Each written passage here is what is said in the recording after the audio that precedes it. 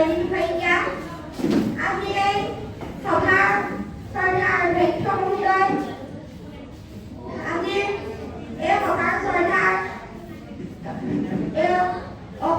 অসম আবৃত্তি আৰু সংস্কৃতি পৰিষদৰ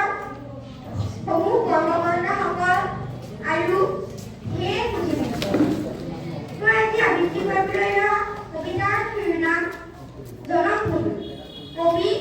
শ্ৰদ্ধাৰ পদ্মশ্ৰী নলিনীবালা দেৱী। মেলিলো প্ৰথম চকু তোমাৰ কোলাত আই জনমৰ আদি পুৱাত মুদিম আকৌ চকু তোমাৰ কোলাতে শুই জীৱনৰ শেষ সন্ধিয়া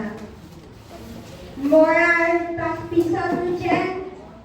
পাওঁহি আকৌ ঠাই চেনেহৰ শীতলী কোলা ভাগৰুৱা আত্মাই শেষৰ জিৰণিলৈ জিৰাবহি তোমাৰ ছায়াত পক্ষী হৈ আকাশৰ বুকুত ফুৰি ফুৰি বাঘলো ওখ বিৰিখত পুৱতিৰ লগে লগে জগাম তোমাক নিতে বনৰীয়া কুঁৱলী গীতত আকাশৰ তৰা হৈ লাগি চামৰৈ সেউজীয়া কুঁৱলী জেউতি জোনাকত বিল হৈ বিমান পথত ৰৈ উৰে ৰাতি কৰে আৰতি হিমালয় পৰ্বতৰ শুকুলা টিঙত গৈ ফুৰিলো মাধৱী বিলত মলয়াৰ চুমৰত পাৰিজাত ৰেণুখানি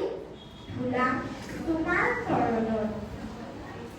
নদী হৈ পখালি দুখানি চৰণ নিতে মাটি হৈ মিলি বুকুৰ কোনোমালি মেঘ হৈ ৰঙা হাঁহি বিৰিঙা খেতা পৰা মুখনি উঠত। ধন্যবাদ।